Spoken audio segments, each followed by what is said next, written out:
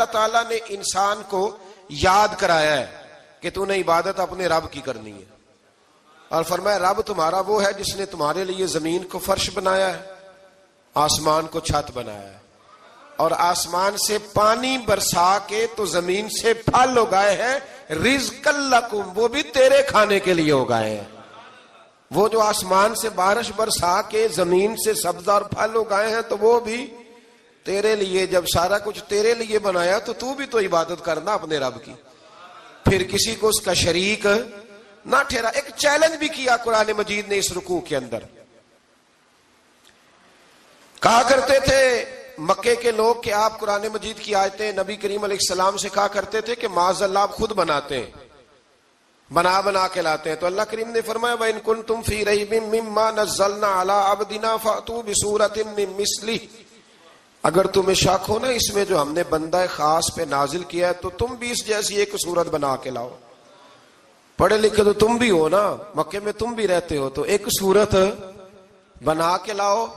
قرآن مجید ہم سے چھینا گیا ہے سازش کے تحت، اس لیے کہ جس قوم کو قرآن آ جاتا ہے نا پھر کوئی کافر اس کا مقابلہ نہیں کر سکتا۔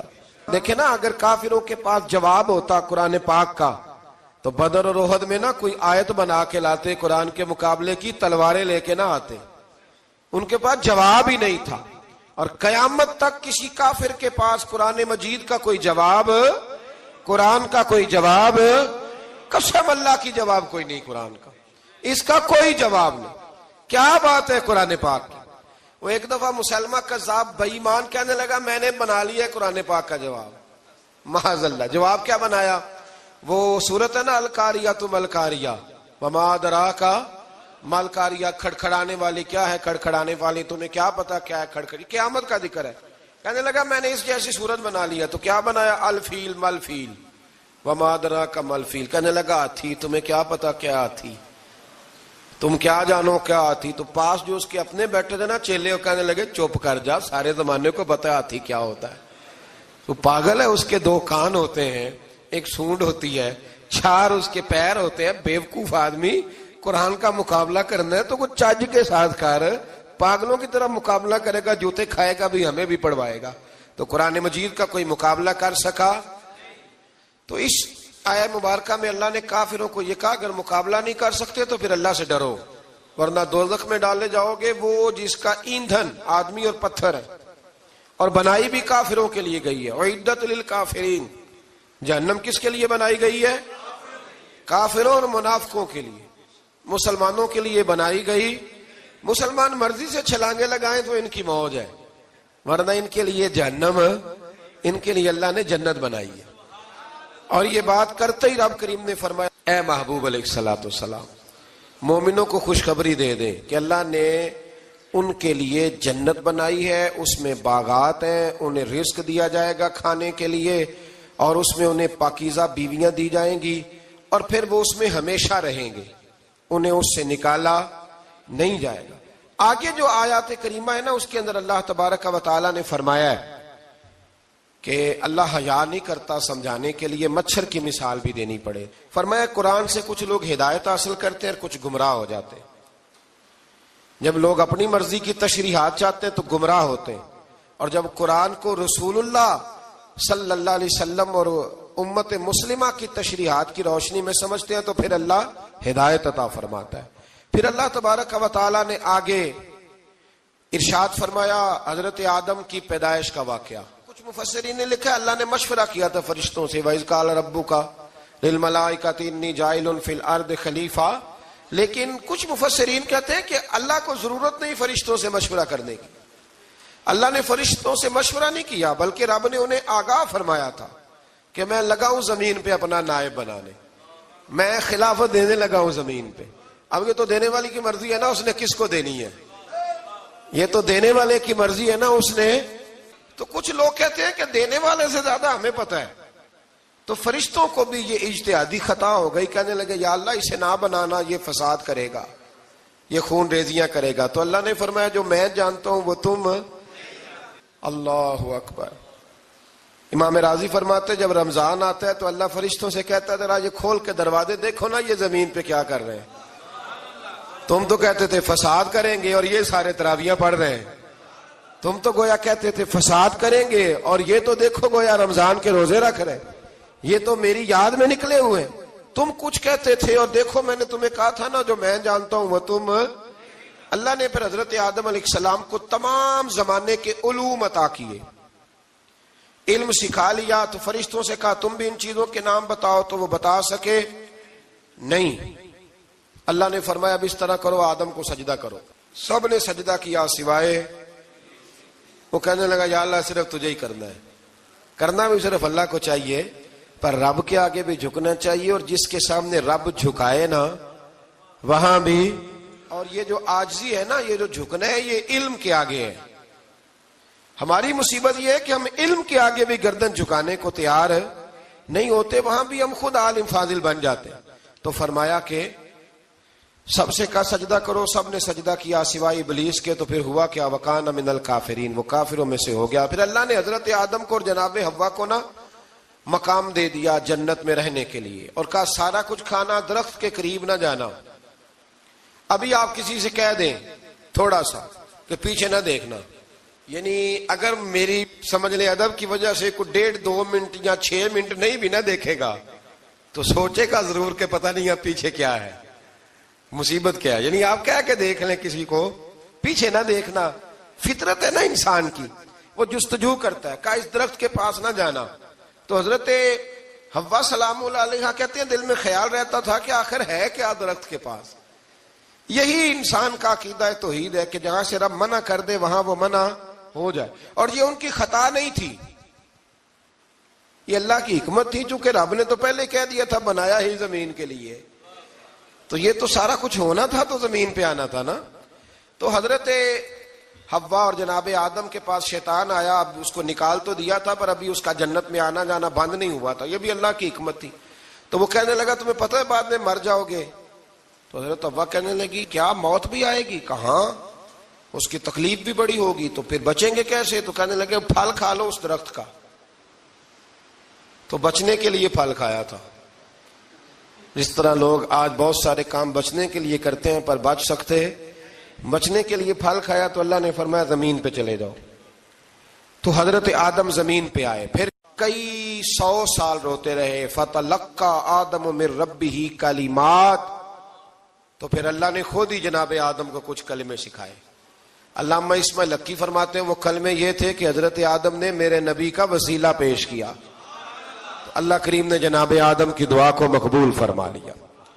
پھر آگے بنی اسرائیل کا ذکر آ جاتا ہے. اللہ تعالیٰ نے بنی اسرائیل, آج آپ اسی قوم کو یہودی کہتے ہیں, ان کو اللہ نے اس زمانے میں فضیلت عطا کی تھی بہت زیادہ. تو عرب کے اندر جب نبی پاک علیہ السلام نے اعلان نبوت کیا تو کچھ لوگوں نے یہ کہہ دیا کہ اگر یہ یہودی کلمہ پڑھ لیں گے تو ہم بھی پڑھ لیں گے. تو پھر اللہ نے انہیں یاد کرایا کہ تم اصل میں کیا ہو, تمہیں کلمہ پڑھنا چاہیے. تو اہل یہود کا تذکرہ کرتے کرتے رب کریم نے ایک بات یہ بھی ارشاد فرمائی کہ تم لوگوں کو تو کہتے رہے ہو کہ وہ نبی آنے والے ہیں, وہ نبی آنے والے ہیں, اور جب آ گئے ہیں تو ماننے کو تیار نہیں ہو. تو فرمایا تأمرون الناس بالبر وتنسون انفسکم وانتم تتلون الکتاب. لوگوں کو بھلائی کا حکم دیتے ہو اور اپنے آپ کو بھول جاتے ہو. افلا تعقلون, تمہیں عقل نہیں؟ پھر اللہ نے انہیں یہ بھی یاد کرایا کہ یاد کرو وہ زمانہ کہ جب فرعون نے خواب دیکھ لیا تھا کہ کوئی بچہ اس کی سلطنت کو تباہ کرے گا, تو پھر اس نے تمہارے بچوں کو ذبح کرانا شروع کیا اور تمہاری بیٹیوں کو چھوڑتا تھا. فرمایا یہ بھی تو تم نے دیکھا. میں نے تمہیں پھر تم سے کہا جہاد کرو قوم عمالقہ کے خلاف, تو مقام طیہ میں جا کے یہ لوگ کہنے لگے ہم سے جہاد نہیں ہوتا. اللہ نے انہیں ایک میدان میں قید کر دیا. بڑی دلچسپ بات, قید تو لوگ ہوتے ہیں نا چار دیواری میں, تو اللہ نے بنی اسرائیل والوں کو جب انہوں نے کہا جہاد نہیں کریں گے تو اللہ نے میدان میں قید کر دیا. میدان میں, یہ یاد رکھیں, جب انسان اللہ کی نافرمانی کرتا ہے تو اسے ایسی قید ملتی ہے جس کا اس نے تصور بھی نہیں کیا ہوتا. ایک میدان ہے مقام طیہ, قید ہو گئے. سارا دن سفر کرتے تھے, سارا دن, تو رات کو تھک کے سوتے تھے, صبح اٹھتے تھے نا جب, تو وہیں ہوتے تھے جہاں کل صبح چلے تھے. تو رب جب کسی کو قیدی بناتا ہے تو اسے زنجیروں کی سلاخوں کی ضرورت. دعا فرمائے اللہ تبارک و تعالی غموں سے نجات عطا فرمائے. یہ دعا فرمائے، ایسی قید دیتا ہے کہ جس سے پھر چھٹکارا ہو سکتا۔ تو بنی اسرائیل کا بہت زیادہ تذکرہ اس بارے میں اللہ تبارک و تعالیٰ نے پھر بیان کیا، اور پھر کہا کہ انہیں جو حکم دیا جاتا تھا یہ اس کی سرتابی کرتے تھے، پھر اللہ نے ان پر ذلت نازل کر دی اور یہ ہمیشہ اس کا شکار رہے۔ قوم سبت کا ذکر فرمایا اللہ نے، ہفتے والے دن کچھ لوگ نافرمانی کرتے تھے۔ ہمارے بھی ہیلے بہانے ہیں نا آج کل کاروبار میں، تو اسی سپارے کی آیت نمبر 65 کے اندر اللہ تعالیٰ نے حضرت داؤد کی قوم کا ذکر کیا کہ اللہ نے انہیں حکم دیا تھا کہ ہفتے والے دن مچھلیاں نہیں پکڑنی، تو وہ کہتے تھے چلو ہاتھ لگا کے نہیں پکڑنی، ہاتھ لگا کے۔ وہ ہمارے لوگ ہیلے بہانے تلاش کر لیتے ہیں نا، وہ بڑے جناب انشورنس والا آ گیا، اب وہ بینک والا آ گیا، وہ فلانے صاحب آ گئے، وہ تروڑ مروڑ کے کہانیاں باتیں، اور پھر ہمیں بھی رستے مل جاتے ہیں بچنے کے۔ مفتی صاحب نے کہہ دیا تھا، ایک مولانا سے میں نے ان کو کہا ہفتے والے دن مچھلیاں نہیں پکڑنی، کہا نہیں پکڑتے، چھوٹے چھوٹے حوض بنا لیے تو مچھلیاں زیادہ آتی تھی اس دن۔ یہ بھی اللہ کی قدرت تھی، نماز کے وقت گاہک زیادہ آتے ہیں، یہ اس کی قدرت ہوتی ہے۔ تو وہ مچھلیاں حوض میں جمع ہو جاتی ہیں، یوں سمجھ لیں کہ جال انہوں نے لگا لیے ہوئے تھے، تو جال میں وہ پھنستی رہتی تھی، حوضوں میں آتی رہتی تھی۔ ہفتے کو نہیں پکڑتے تھے، اتوار کو پکڑ لیتے تھے، تو پھر اللہ نے انہیں سزا دی۔ فرمایا تماشے کرتے ہو اللہ کے حکم کے ساتھ، کیا سزا دی؟ فَقُلْنَا لَهُمْ كُونُوا قِرَادَةً خَاسِئِينَ، فرمایا بندر بن جاؤ دھتکارے ہوئے۔ جو رزق حرام طریقے سے کماتے تھے رب انہیں بندر بنا دیتا تھا۔ ابھی بھی میں نے دیکھے ہیں بڑے بڑے تاجر پاگلوں جیسی زندگی گزار رہے ہیں، نفسیاتی طور پہ سکون نہیں ہے، کروڑوں روپیہ پڑا ہے۔ کیوں؟ اس لیے کہ رب کے بتائے ہوئے طریقے کے مطابق تجارت نہیں کرتے۔ آگے ایک اور دلچسپ بات آ گئی، بنی اسرائیل کے اندر نا ایک شخص نے اپنے چچا کو قتل کر دیا جائیداد کے لیے۔ یہ دیکھیں کب سے لوگ جائیداد کے لیے قتل کرتے آ رہے ہیں۔ چچا کو قتل کر دیا، اور قتل کر کے حضرت موسیٰ علیہ السلام کے پاس آئے کہ میرے چچا کو کسی نے قتل کر دیا ہے، تو بتائیں کیا کرنا ہے؟ تو آپ نے فرمایا کہ گائے ذبح کرو، اور اس کا ایک ٹکڑا مقتول کو مارو، مرنے والے کو، وہ خود اٹھ کے بتا دے گا مجھے کس نے قتل کیا ہے۔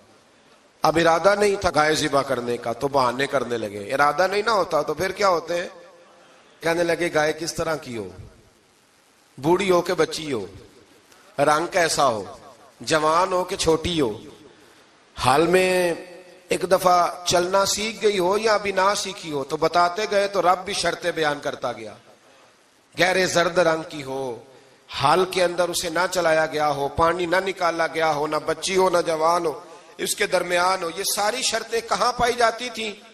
حضرت موسیٰ علیہ السلام کی قوم کا ایک شخص تھا جو اللہ کا ولی تھا، وہ جب انتقال کرنے لگا نا، اللہ اکبر، دیکھو رب ولیوں کی اولادوں پر بھی کتنا فضل فرماتا ہے۔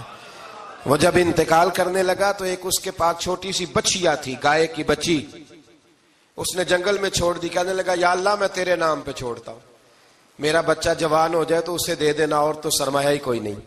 بچہ بڑا ہوا تو بچہ بھی بڑا نیک تھا، اپنی ماں کا بڑا فرما بردار تھا۔ اس کی ماں نے کہا بیٹا تیرے باپ نے ایک گائے چھوڑی تھی، تو بچہ جنگل میں گیا اور جا کے کہنے لگا اے اللہ میری گائے مجھ سے ملا دے۔ تو رب کریم نے وہ گائے واپس کر دی، وہ گائے گھر لے آیا۔ اب وہ کہنے لگا اماں بیچ دوں، تو اماں کہنے لگی بیٹا میرے پوچھے بغیر نہ بیچنا۔ کئی دفعہ گاہک لگے پر اس نے کہا جب تک میری اماں نہ کہے گی میں بیچوں گا۔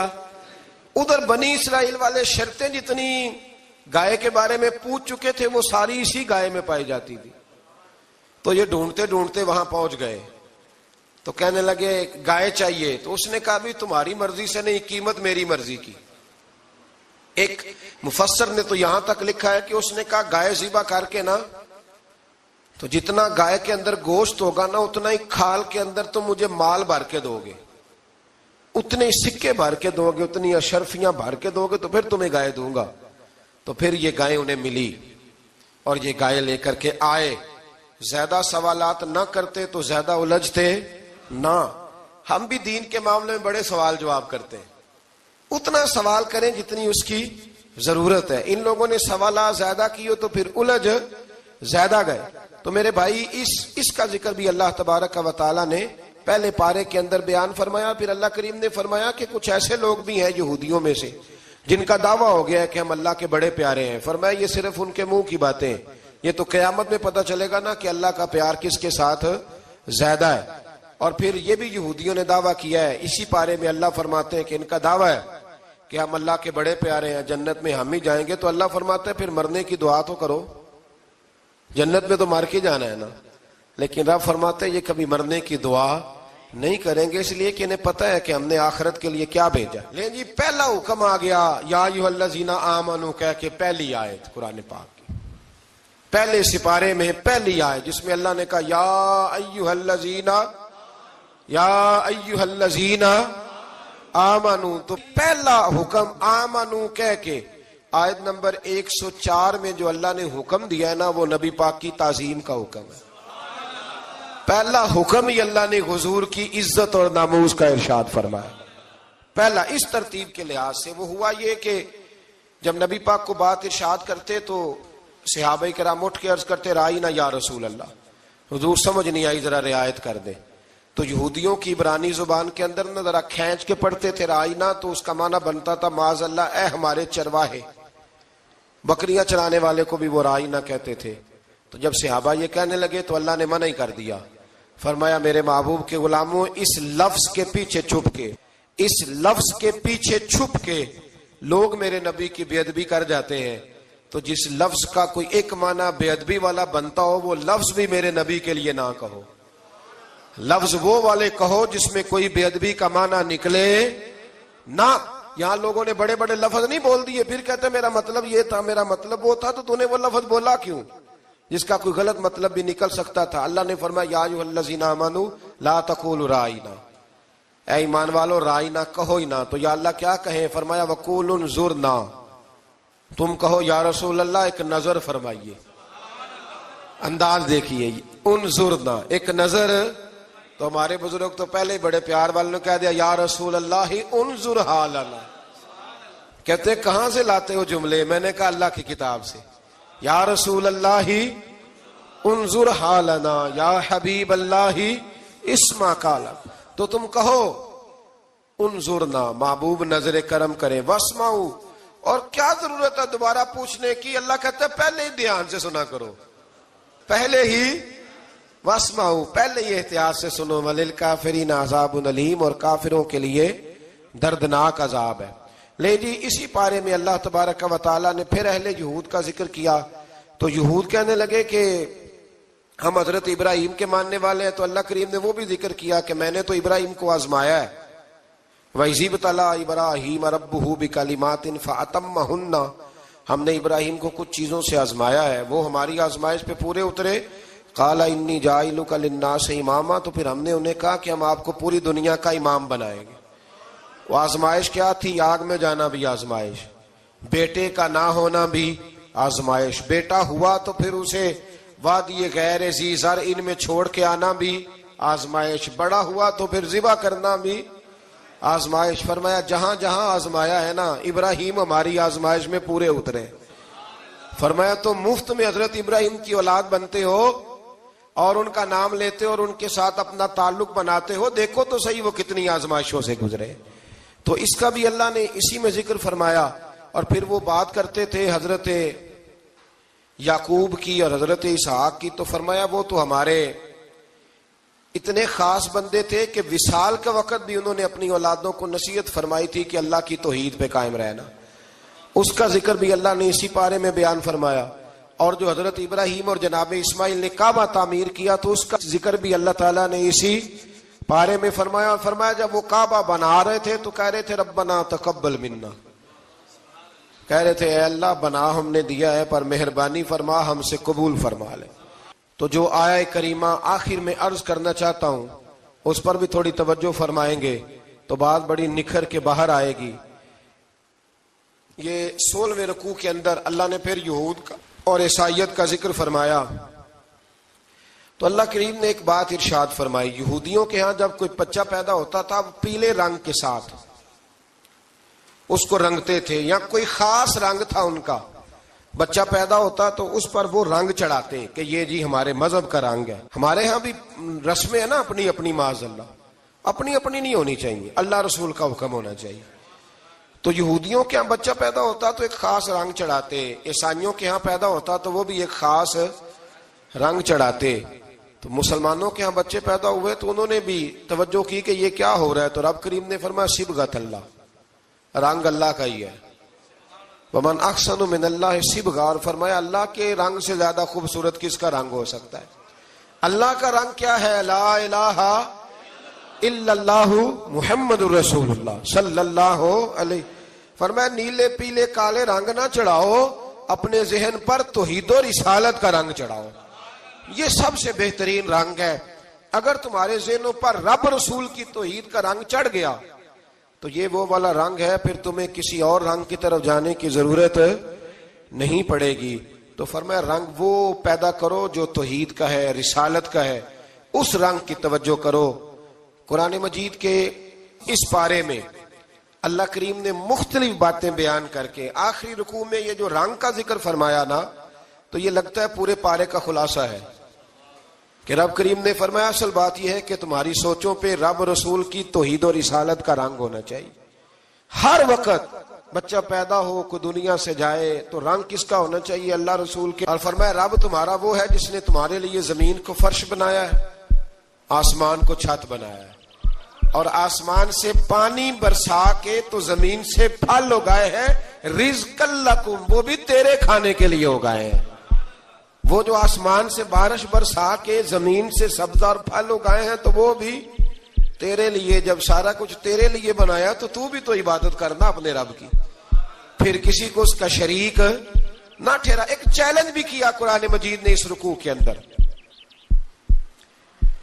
کہا کرتے تھے مکے کے لوگ کہ آپ قرآن مجید کی آیتیں نبی کریم علیہ السلام سے کہا کرتے تھے کہ معاذ اللہ آپ خود بناتے ہیں، بنا کے لاتے ہیں۔ تو اللہ کریم نے فرمایا وَإِن كُنتُمْ فِي رَيْبٍ مِّمَّا نَزَّلْنَا عَلَىٰ عَبْدِنَا فَأْتُوا بِسُورَةٍ مِّن مِّثْلِهِ، اگر تمہیں شک ہو نا اس میں جو ہم نے بندہ خاص پہ نازل کیا ہے تو تم بھی اس جیسی ایک صورت بنا کے لاؤ۔ پڑھے لکھے تو تم بھی ہو نا، مکے میں تم بھی رہتے ہو، تو ایک صورت بنا کے لاؤ۔ قرآن مجید ہم سے چھینا گیا ہے سازش کے تحت، اس لیے کہ جس قوم کو قرآن آ جاتا ہے نا پھر کوئی کافر اس کا مقابلہ نہیں کر سکتا۔ دیکھیں نا اگر کافروں کے پاس جواب ہوتا قرآن پاک کا تو بدر اور احد میں نا کوئی آیت بنا کے لاتے قرآن کے مقابلے کی، تلواریں لے کے نہ آتے، ان کے پاس جواب ہی نہیں تھا۔ اور قیامت تک کسی کافر کے پاس قرآن مجید کا کوئی جواب، قرآن کا کوئی جواب، قسم اللہ کی جواب کوئی نہیں، قرآن کا اس کا کوئی جواب نہیں۔ کیا بات ہے قرآن پاک کی۔ وہ ایک دفعہ مسلمہ کذاب بے ایمان کہنے لگا میں نے بنا لیا ہے قرآن پاک کا جواب، معاذ اللہ۔ جواب کیا بنایا؟ وہ سورت ہے نا القاریۃ ملقاریہ، وما ادراک ملقاریہ، کھڑکھڑانے والی کیا ہے، کھڑکھڑانے والی تمہیں کیا پتا کیا ہے کھڑکھڑی، قیامت کا ذکر ہے۔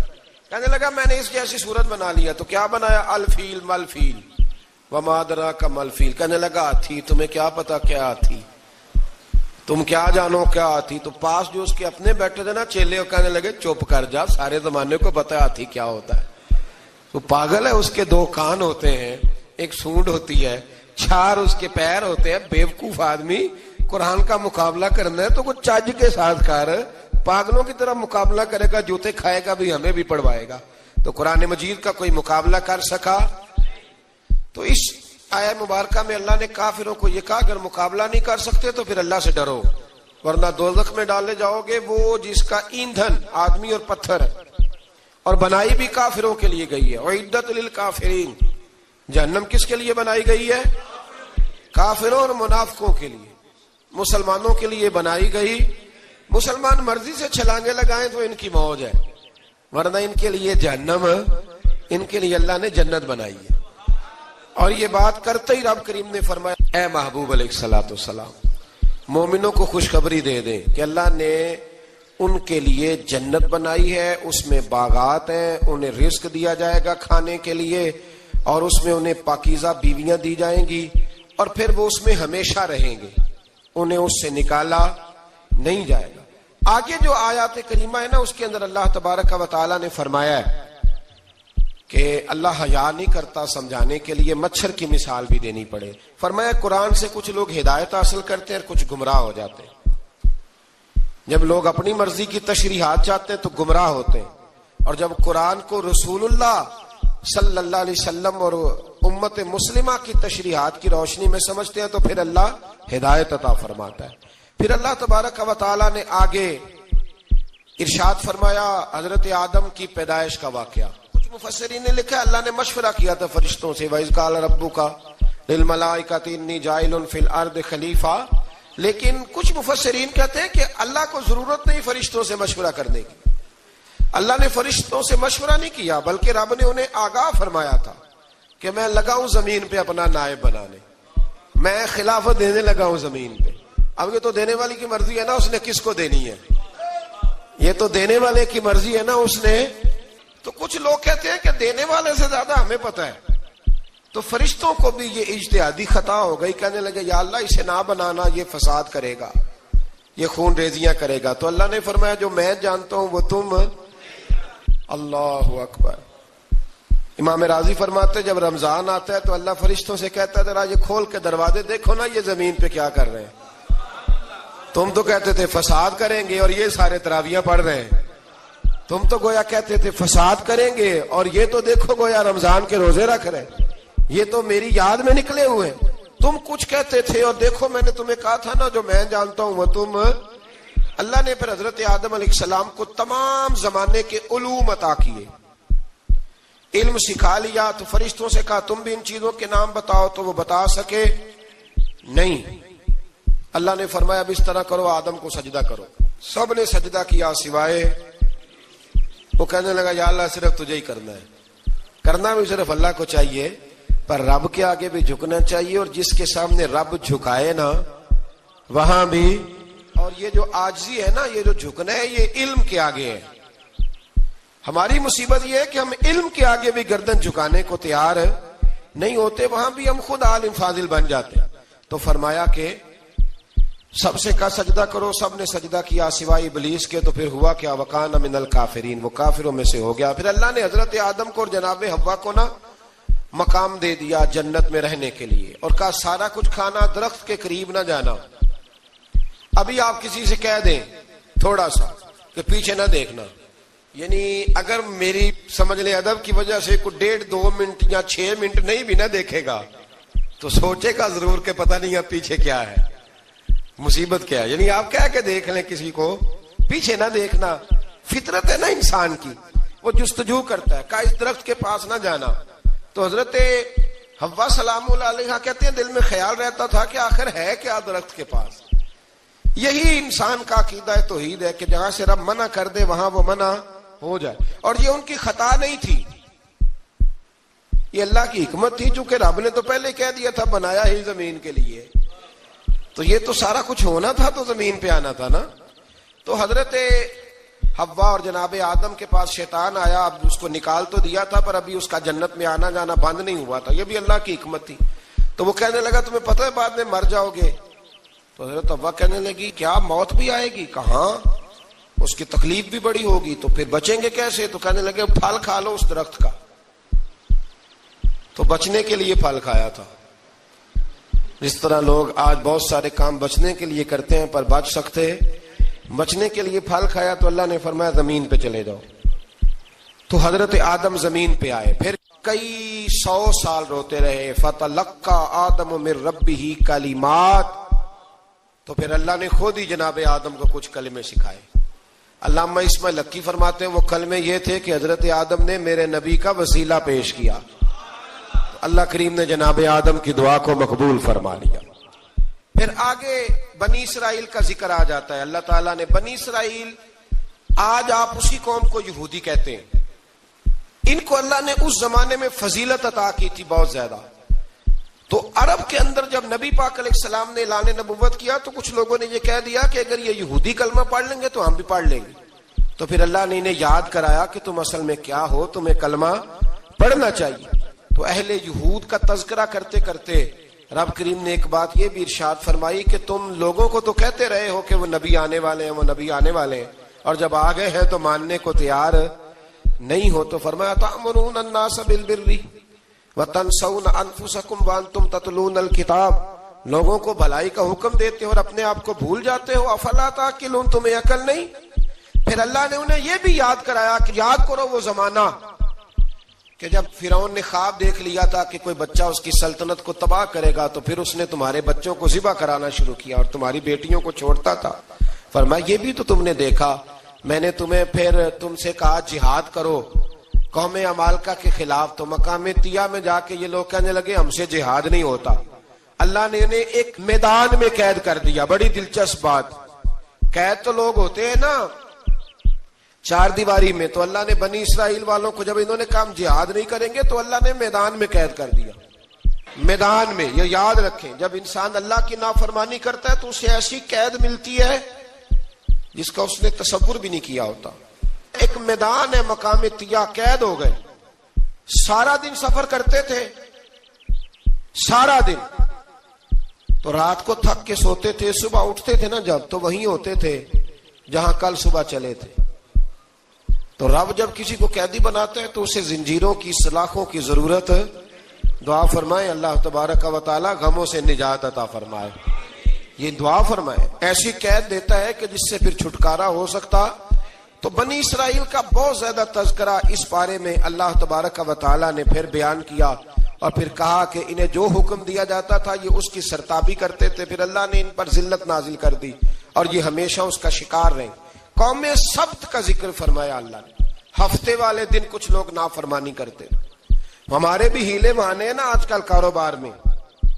تو اسی سپارے کی آیت نمبر 65 کے اندر اللہ تعالیٰ نے حضرت داؤد کی قوم کا ذکر کیا کہ اللہ نے انہیں حکم دیا تھا کہ ہفتے والے دن مچھلیاں نہیں پکڑنی. تو وہ کہتے تھے چلو ہاتھ لگا کے نہیں پکڑنی, ہاتھ لگا کے. وہ ہمارے لوگ ہیلے بہانے تلاش کر لیتے ہیں نا. وہ بڑے جناب انشورنس والا آ گیا, اب وہ بینک والا آ گیا, وہ فلانے صاحب آ گئے, وہ تروڑ مروڑ کے کہانیاں باتیں, اور پھر ہمیں بھی رستے مل جاتے ہیں بچنے کے. مفتی صاحب نے کہہ دیا تھا ایک مولانا سے میں نے ان کو کہا ہفتے والے دن مچھلیاں نہیں پکڑنے کا, نہیں پکڑتے, چھوٹے چھوٹے حوض بنا لیے. تو مچھلیاں زیادہ آتی تھی اس دن, یہ بھی اللہ کی قدرت تھی. نماز کے وقت گاہک زیادہ آتے ہیں, یہ اس کی قدرت ہوتی ہے.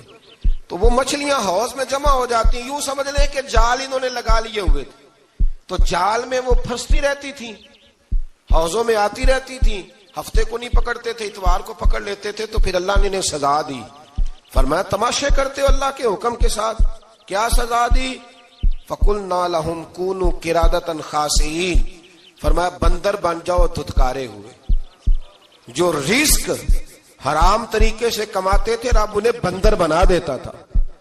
ابھی بھی میں نے دیکھے ہیں بڑے بڑے تاجر پاگلوں جیسی زندگی گزار رہے ہیں. نفسیاتی طور پہ سکون نہیں ہے, کروڑوں روپیہ پڑا ہے. کیوں؟ اس لیے کہ رب کے بتائے ہوئے طریقے کے مطابق تجارت نہیں کرتے. آگے ایک اور دلچسپ بات آ گئی. بنی اسرائیل کے اندر نا ایک شخص نے اپنے چچا کو قتل کر دیا جائیداد کے لیے. یہ دیکھیں کب سے لوگ جائیداد کے لیے قتل کرتے آ رہے ہیں. چچا کو قتل کر دیا, اور قتل کر کے حضرت موسیٰ علیہ السلام کے پاس آئے کہ میرے چچا کو کسی نے قتل کر دیا ہے, تو بتائیں کیا کرنا ہے. تو آپ نے فرمایا کہ گائے ذبح کرو اور اس کا ایک ٹکڑا مقتول کو مارو, مرنے والے کو. وہ خود اٹھ کے بتا دے گا مجھے کس نے قتل کیا ہے. اب ارادہ نہیں تھا گائے ذبح کرنے کا, تو بہانے کرنے لگے. ارادہ نہیں نہ ہوتا تو پھر کیا ہوتے ہیں, کہنے لگے گائے کس طرح کی ہو, بوڑھی ہو کہ بچی ہو, رنگ کیسا ہو, جوان ہو کہ چھوٹی ہو, حال میں ایک دفعہ چلنا سیکھ گئی ہو یا ابھی نہ سیکھی ہو. تو بتاتے گئے تو رب بھی شرطیں بیان کرتا گیا. گہرے زرد رنگ کی ہو, حال کے اندر اسے نہ چلایا گیا ہو, پانی نہ نکالا گیا ہو, نہ بچی ہو نہ جوان ہو, اس کے درمیان ہو. یہ ساری شرطیں کہاں پائی جاتی تھی؟ حضرت موسیٰ علیہ السلام کی قوم کا ایک شخص تھا جو اللہ کا ولی تھا. وہ جب انتقال کرنے لگا نا, اللہ اکبر, دیکھو رب ولیوں کی اولادوں پر بھی کتنا فضل فرماتا ہے. وہ جب انتقال کرنے لگا تو ایک اس کے پاس چھوٹی سی بچیا تھی, گائے کی بچی, اس نے جنگل میں چھوڑ دی. کہنے لگا یا اللہ میں تیرے نام پہ چھوڑتا ہوں, میرا بچہ جوان ہو جائے تو اسے دے دینا, اور تو سرمایہ ہی کوئی نہیں. بچہ بڑا ہوا تو بچہ بھی بڑا نیک تھا, اپنی ماں کا بڑا فرما بردار تھا. اس کی ماں نے کہا بیٹا تیرے باپ نے ایک گائے چھوڑی تھی. تو بچہ جنگل میں گیا اور جا کے کہنے لگا اے اللہ میری گائے مجھ سے ملا دے. تو رب کریم نے وہ گائے واپس کر دی. وہ گائے گھر لے آیا. اب وہ کہنے لگا اماں بیچ دوں, تو اماں کہنے لگی بیٹا میرے پوچھے بغیر نہ بیچنا. کئی دفعہ گاہک لگے پر اس نے کہا جب تک میری اماں نہ کہے گی میں بیچوں گا. ادھر بنی اسرائیل والے شرطیں جتنی گائے کے بارے میں پوچھ چکے تھے وہ ساری اسی گائے میں پائی جاتی تھی. تو یہ ڈھونڈتے ڈھونڈتے وہاں پہنچ گئے تو کہنے لگے گائے چاہیے. تو اس نے کہا بھی تمہاری مرضی سے نہیں, قیمت میری مرضی کی. ایک مفسر نے تو یہاں تک لکھا ہے کہ اس نے کہا گائے ذبح کر کے نا تو جتنا گائے کے اندر گوشت ہوگا نا اتنا ہی کھال کے اندر تم مجھے مال بھر کے دو گے, اتنے سکے بھر کے دو گے, اتنی اشرفیاں بھر کے دو گے تو پھر تمہیں گائے دوں گا. تو پھر یہ گائے انہیں ملی اور یہ گائے لے کر کے آئے. زیادہ سوالات نہ کرتے تو زیادہ الجھتے نہ. ہم بھی دین کے معاملے میں بڑے سوال جواب کرتے ہیں, اتنا سوال کریں جتنی اس کی ضرورت ہے. ان لوگوں نے سوالات زیادہ کیے تو پھر الجھ زیادہ گئے. تو میرے بھائی اس کا ذکر بھی اللہ تبارک و تعالی نے پہلے پارے کے اندر بیان فرمایا. پھر اللہ کریم نے فرمایا کہ کچھ ایسے لوگ بھی ہیں یہودیوں میں سے جن کا دعویٰ ہو گیا ہے کہ ہم اللہ کے بڑے پیارے ہیں. فرمایا یہ صرف ان کے منہ کی باتیں ہیں, یہ تو قیامت میں پتہ چلے گا نا کہ اللہ کا پیار کس کے ساتھ زیادہ ہے. اور پھر یہ بھی یہودیوں نے دعویٰ کیا ہے, اسی پارے میں اللہ فرماتے ہیں کہ ان کا دعویٰ ہے کہ ہم اللہ کے بڑے پیارے ہیں, جنت میں ہم ہی جائیں گے. تو اللہ فرماتے ہیں پھر مرنے کی دعا تو کرو, جنت میں تو مر کے جانا ہے نا. لیکن رب فرماتے ہیں یہ کبھی مرنے کی دعا نہیں کریں گے, اس لیے کہ انہیں پتہ ہے کہ ہم نے آخرت کے لیے کیا بھیجا. لیں جی پہلا حکم آ گیا یا ایھا الذین آمنوا کہہ کے, پہلی آیت قرآن پاک کی پہلے سپارے میں پہلی آیت جس میں اللہ نے کہا یا ایھا الذین آمنوا. تو پہلا حکم آمنوا کہہ کے آیت نمبر 104 میں جو اللہ نے حکم دیا ہے نا وہ نبی پاک کی تعظیم کا حکم ہے. پہلا حکم ہی اللہ نے حضور کی عزت اور ناموس کا ارشاد فرمایا. پہلا اس ترتیب کے لحاظ سے وہ ہوا یہ کہ جب نبی پاک کو بات ارشاد کرتے تو صحابہ کرام اٹھ کے عرض کرتے رائینا یا رسول اللہ, حضور سمجھ نہیں آئی ذرا رعایت کر دیں. تو یہودیوں کی عبرانی زبان کے اندر نہ ذرا کھینچ کے پڑھتے تھے رائینا, تو اس کا معنی بنتا تھا معاذ اللہ اے ہمارے چرواہے. بکریاں چرانے والے کو بھی وہ رائینا کہتے تھے. تو جب صحابہ یہ کہنے لگے تو اللہ نے منع ہی کر دیا. فرمایا میرے محبوب کے غلاموں اس لفظ کے پیچھے چھپ کے لوگ میرے نبی کی بے ادبی کر جاتے ہیں. تو جس لفظ کا کوئی ایک معنی بے ادبی والا بنتا ہو وہ لفظ بھی میرے نبی کے لیے نہ کہو. لفظ وہ والے کہو جس میں کوئی بے ادبی کا معنی نکلے نہ. یہاں لوگوں نے بڑے بڑے لفظ نہیں بول دیے پھر کہتے میرا مطلب یہ تھا, میرا مطلب وہ تھا. تو تو نے وہ لفظ بولا کیوں جس کا کوئی غلط مطلب بھی نکل سکتا تھا. اللہ نے فرمایا یا ایھا الذین آمنوا لا تقولوا رائینا, اے ایمان والو رائینا کہو ہی نہ. تو یا اللہ کیا کہیں؟ فرمایا وقولوا انظرنا, تم کہو یا رسول اللہ ایک نظر فرمائیے. انداز دیکھیے, انظرنا ایک نظر. تو ہمارے بزرگ تو پہلے ہی بڑے پیار والوں نے کہہ دیا یا رسول اللہ انظر حالنا. کہتے کہاں سے لاتے ہو جملے؟ میں نے کہا اللہ کی کتاب سے. یا رسول اللہ انظر حالنا یا حبیب اللہ اسمع قالا. تو تم کہو انظرنا, محبوب نظر کرم کرے, واسمعوا, اور کیا ضرورت ہے دوبارہ پوچھنے کی؟ اللہ کہتا ہے پہلے ہی دھیان سے سنا کرو, پہلے ہی واسمعوا, پہلے ہی احتیاط سے سنو. وللکافرین عذاب علیم, اور کافروں کے لیے دردناک عذاب ہے. لے جی اسی پارے میں اللہ تبارک و تعالیٰ نے پھر اہل یہود کا ذکر کیا. تو یہود کہنے لگے کہ ہم حضرت ابراہیم کے ماننے والے ہیں. تو اللہ کریم نے وہ بھی ذکر کیا کہ میں نے تو ابراہیم کو آزمایا ہے. وَإِذِ ابْتَلَىٰ إِبْرَاهِيمَ رَبُّهُ بِكَلِمَاتٍ فَأَتَمَّهُنَّ, ہم نے ابراہیم کو کچھ چیزوں سے آزمایا ہے, وہ ہماری آزمائش پہ پورے اترے. قَالَ إِنِّي جَاعِلُكَ لِلنَّاسِ إِمَامًا, تو پھر ہم نے انہیں کہا کہ ہم آپ کو پوری دنیا کا امام بنائیں گے. وہ آزمائش کیا تھی؟ آگ میں جانا بھی آزمائش, بیٹے کا نہ ہونا بھی آزمائش, بیٹا ہوا تو پھر اسے وادی غیر ذی زر ان میں چھوڑ کے آنا بھی آزمائش, بڑا ہوا تو پھر ذبح کرنا بھی آزمائش. فرمایا جہاں جہاں آزمایا ہے نا ابراہیم ہماری آزمائش میں پورے اترے. فرمایا تو مفت میں حضرت ابراہیم کی اولاد بنتے ہو اور ان کا نام لیتے اور ان کے ساتھ اپنا تعلق بناتے ہو, دیکھو تو صحیح وہ کتنی آزمائشوں سے گزرے. تو اس کا بھی اللہ نے اسی میں ذکر فرمایا. اور پھر وہ بات کرتے تھے حضرت یعقوب کی اور حضرت اسحاق کی، تو فرمایا وہ تو ہمارے اتنے خاص بندے تھے کہ وصال کا وقت بھی انہوں نے اپنی اولادوں کو نصیحت فرمائی تھی کہ اللہ کی توحید پہ قائم رہنا. اس کا ذکر بھی اللہ نے اسی پارے میں بیان فرمایا. اور جو حضرت ابراہیم اور جناب اسماعیل نے کعبہ تعمیر کیا تو اس کا ذکر بھی اللہ تعالیٰ نے اسی پارے میں فرمایا. اور فرمایا جب وہ کعبہ بنا رہے تھے تو کہہ رہے تھے ربنا تقبل منا، کہہ رہے تھے اے اللہ بنا ہم نے دیا ہے پر مہربانی فرما ہم سے قبول فرما لے. تو جو آیہ کریمہ آخر میں عرض کرنا چاہتا ہوں اس پر بھی تھوڑی توجہ فرمائیں گے تو بات بڑی نکھر کے باہر آئے گی. یہ 16ویں رکوع کے اندر اللہ نے پھر یہود کا اور عیسائیت کا ذکر فرمایا. تو اللہ کریم نے ایک بات ارشاد فرمائی. یہودیوں کے ہاں جب کوئی بچہ پیدا ہوتا تھا پیلے رنگ کے ساتھ اس کو رنگتے تھے، یا کوئی خاص رنگ تھا ان کا، بچہ پیدا ہوتا تو اس پر وہ رنگ چڑھاتے کہ یہ جی ہمارے مذہب کا رنگ ہے. ہمارے ہاں بھی رسمیں ہیں نا اپنی اپنی، معاذ اللہ اپنی اپنی نہیں ہونی چاہیے، اللہ رسول کا حکم ہونا چاہیے. تو یہودیوں کے ہاں بچہ پیدا ہوتا تو ایک خاص رنگ چڑھاتے، عیسائیوں کے ہاں پیدا ہوتا تو وہ بھی ایک خاص رنگ چڑھاتے. تو مسلمانوں کے ہاں بچے پیدا ہوئے تو انہوں نے بھی توجہ کی کہ یہ کیا ہو رہا ہے. تو رب کریم نے فرمایا صبغۃ اللہ، رنگ اللہ کا ہی ہے. ومن احسن من اللہ صبغہ، اور فرمایا اللہ کے رنگ سے زیادہ خوبصورت کس کا رنگ ہو سکتا ہے. اللہ کا رنگ کیا ہے؟ لا الہ الا اللہ محمد الرسول اللہ صلی اللہ علیہ. فرمایا نیلے پیلے کالے رنگ نہ چڑھاؤ، اپنے ذہن پر توحید و رسالت کا رنگ چڑھاؤ. یہ سب سے بہترین رنگ ہے. اگر تمہارے ذہنوں پر رب رسول کی توحید کا رنگ چڑھ گیا تو یہ وہ والا رنگ ہے، پھر تمہیں کسی اور رنگ کی طرف جانے کی ضرورت نہیں پڑے گی. تو فرمایا رنگ وہ پیدا کرو جو توحید کا ہے، رسالت کا ہے، اس رنگ کی توجہ کرو. قرآن مجید کے اس پارے میں اللہ کریم نے مختلف باتیں بیان کر کے آخری رکوع میں یہ جو رنگ کا ذکر فرمایا نا، تو یہ لگتا ہے پورے پارے کا خلاصہ ہے کہ رب کریم نے فرمایا اصل بات یہ ہے کہ تمہاری سوچوں پہ رب رسول کی توحید و رسالت کا رنگ ہونا چاہیے. ہر وقت بچہ پیدا ہو کوئی دنیا سے جائے تو رنگ کس کا ہونا چاہیے؟ اللہ رسول کے دین کا. اللہ تعالی ہمیں سمجھنے کی توفیق عطا فرمائے.